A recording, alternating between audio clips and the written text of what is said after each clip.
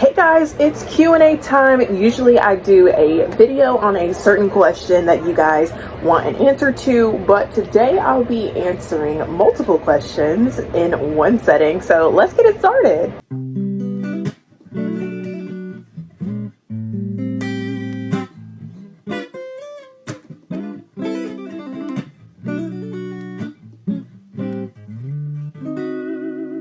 So as y'all can tell, I am not at home. I am at school during my TA period doing this. It's a chill day. I've got the door closed to the side room in my teacher's classroom, and so this is kind of like my chill hangout spot every other day during my third period TA. And today I just want to take some time to knock this video out and kind of answer some of y'all's questions. So first question, well, statement and then question. Looking forward to graduation content coming up. When do you graduate? First of all, I too am looking forward to the graduation content. I am looking forward to bringing you guys along and celebrating. I've started kind of planning out, like, you know, the month of May and what it's going to look like for the channel, and you guys are going to see a lot, from photo shoots to parties and more. I am very, very excited, and I graduate on May 23rd. Second question is, how do you handle being mishandled from a Christian standpoint?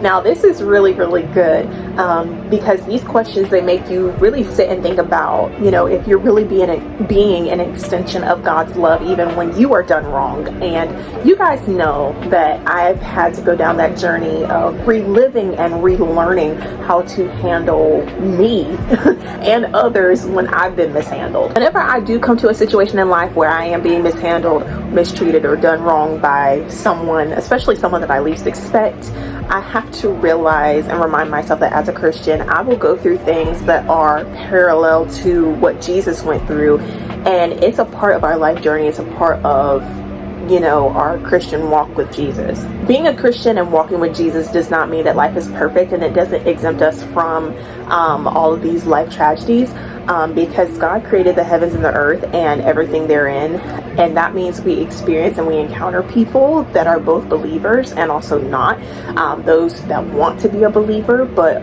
still want to participate in worldly things. You know, they're in that half and half, you know, mentality. And with people come flaws, mistakes, and hurtful things that are either said or done both intentionally or unintentionally. I mean, when you think about it, Peter denied Jesus and Judas betrayed him, and they were disciples of God. So basically, God set up this story to show, like, he was basically saying to us, like, it be your own people, your own friends, your own family that brings the most pain. And walking with Jesus and having the gift of salvation, like I said, does not exempt you from life's problems, although it will cause warfare and opposition, because living life with God is a different kind of life, and it's a spiritual life, but it teaches you to forgive others as God has forgiven you. You learn a lot about yourself as a Christian when you are put in the hard position to forgive somebody that hurt you. It hurts even more when the other person doesn't take ownership, especially, and that's what hurts the most, because it seems as if the other person does not care about how you feel based on what they said or what they did. Before Jesus took eternal residence in heaven, during his time on earth, teaching and preaching, you know, across the nations, faithfully obeying the will of the Father and doing his assignment, there were bystanders who laughed and scoffed. And in a similar way, you know, we see this manifested in earth today. You know, as Christians, you will get laughed at. People will argue with you about your faith and why you choose to believe in who and what you believe, and choose to deny God in your life. There's always going to be, you know, hate, choosing to do life God's way, directly or indirectly. It's always going to be people that try to manipulate your friendships, betray your trust, take your loyalty for granted, and use you for more than you even realize, then get jealous of you when you earn an exciting opportunity. And even Lucifer, Satan, the devil, was mad when he couldn't outdo Jesus and couldn't be worshipped in heaven, because he wanted to become worship. He wanted to be worshipped. He wanted to be God.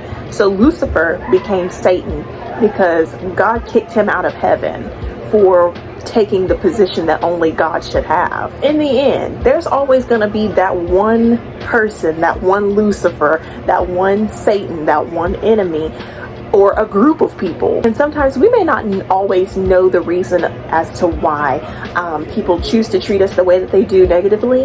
And most of the time we could be a good friend and not do any harm to anybody, and we still get the short end of the stick. And sometimes I feel like a huge part of the reason why the pain hurts so deep to the point where we are speechless is because God wants us to reflect first so that we can react right and not reciprocate more harm. Most of the things done to us anyways from other people is like stemmed from their own internal issues that they have not sought to address in their own lives. And so because people don't want us doing any better than they are, they will use anything and anybody to have their way so that they can do better than you, so that they don't feel left out or behind, because where you are reminds them of where they want to be. I know that was a long answer, but I wanted to answer it the way I did just because this is a really good, like, in-depth question, and it can be taken so many different ways and in different places. So the third question is, what brings you the most joy? Well, you guys know I'm a very sentimental, grateful person, so pretty much everything. But there's not one specific thing, but I guess on a more specific scale, family, church, friends, that's my main top three. Okay, so the fourth question is, who are your favorite preachers, pastors? Of course, number one, my dad. I'm a PK. And number two is my second godfather. He is my dad's right hand man, best friend, assistant pastor of our church, and every time I hear him preach, period. And then number three, my third godfather. He is my out-of-town godfather that we always go travel to see from time to time, and he's a pastor, has a church where he lives, and also one of my favorite preachers. Of course, E. Dewey Smith Jr. He's like my second pastor, duh. Number five, Joel Tudman. And number six, Reginald Sharp Jr. I have more, but that's like my top six that I hear like the most, like more often throughout the week. I'll tune in, here and there whenever I'm doing homework or doing something at home, or, in between doing things at church. Like I'll stop in and like listen to all of them. And so each of them have such unique preaching styles. Like they're all very, very different. Like all six of them preach so differently, but their styles, like I can vibe with, and because they all preach from the same Bible and they serve the same God, and hey, I'm here for it. The fifth question, why do you wear a ring on your left hand? And I wear a ring on my left hand because that is my purity ring. I chose this ring right here as my purity ring because the two diamonds signifies the commitment that I made to God about saving myself for marriage. And I believe that purity before marriage and a relationship is very sacred, and it is holy and honorable to God. I feel like the emotional and mental connection matters more so when you're first getting into the relationship than the physical connection and intimacy, especially when first starting out in a relationship. I feel like when you're more focused on the emotional and mental connection, you gather a better understanding about each other before you let the physical intimacy just become the deciding factor.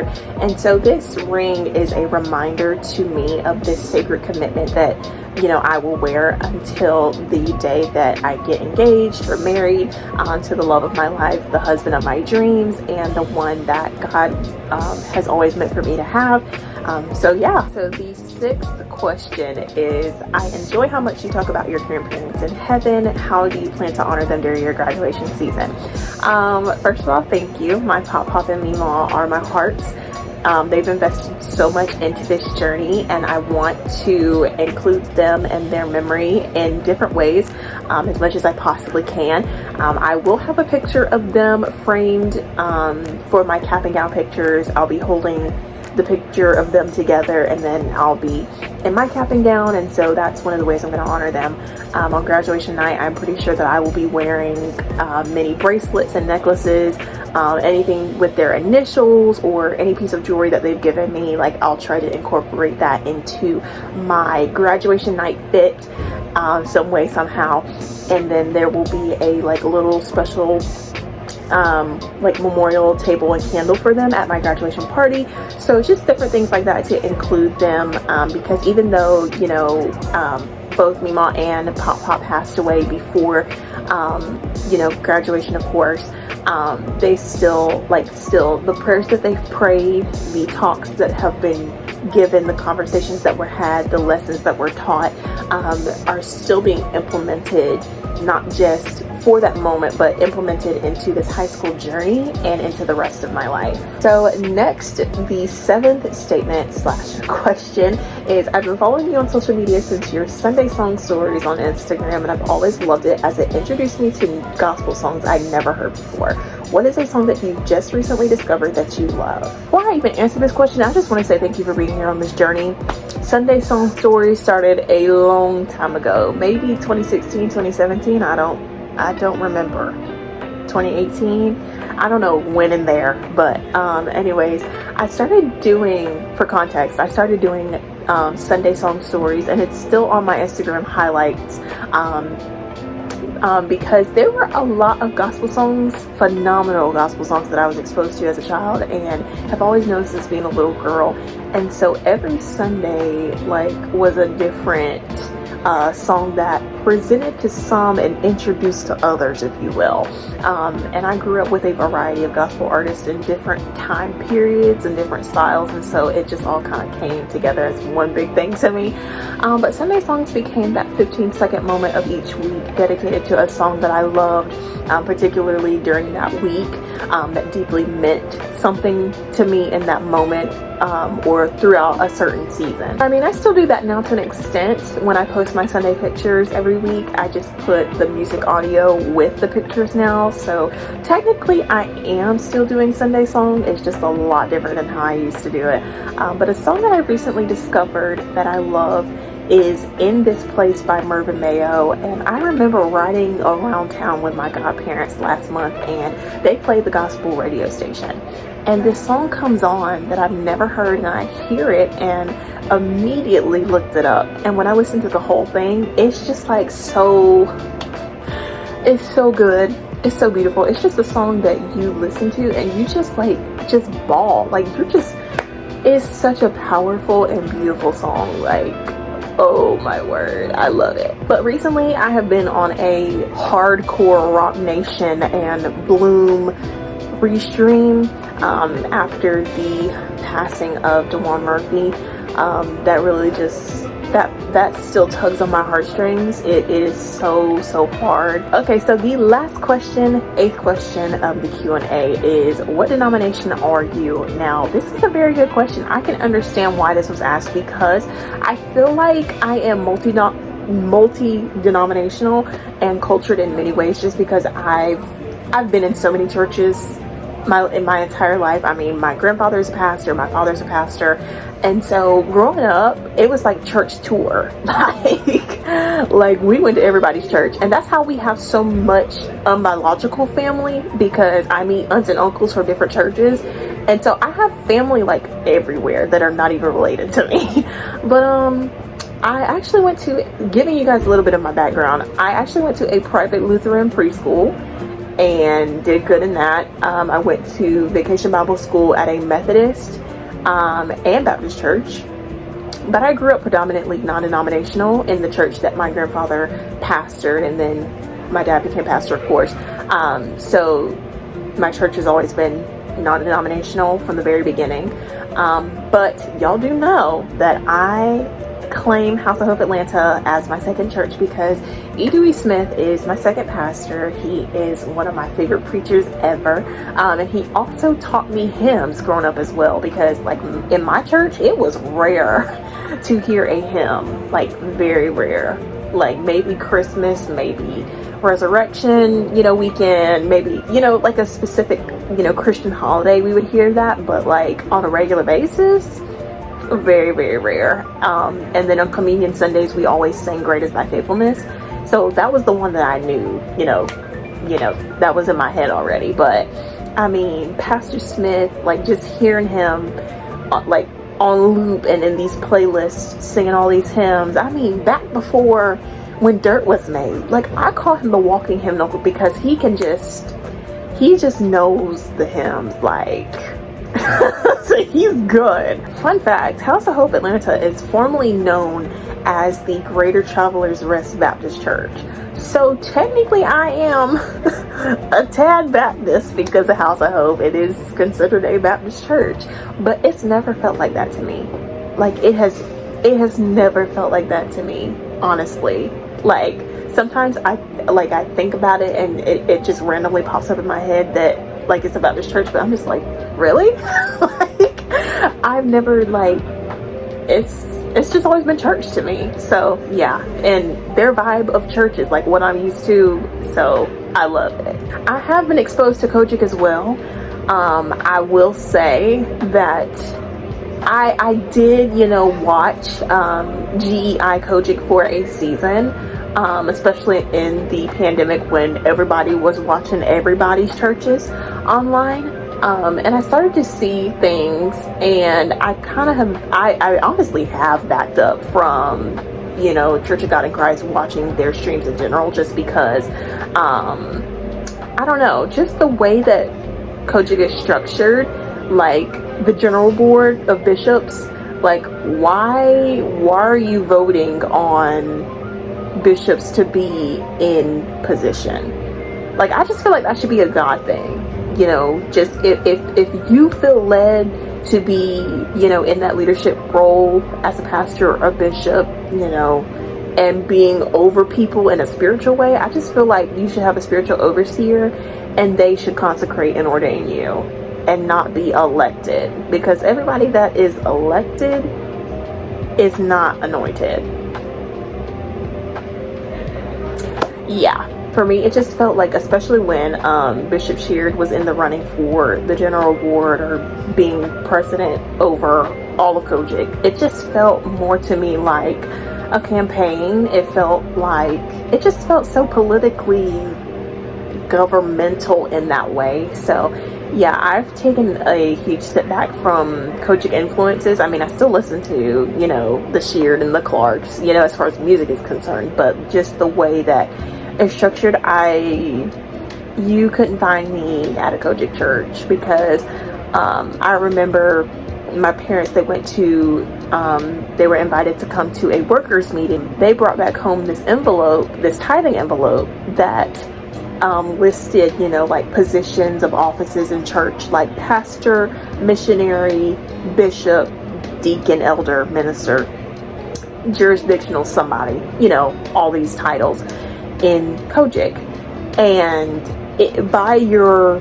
or superintendent, and by your name, your title was how much money you were supposed to put in the offering.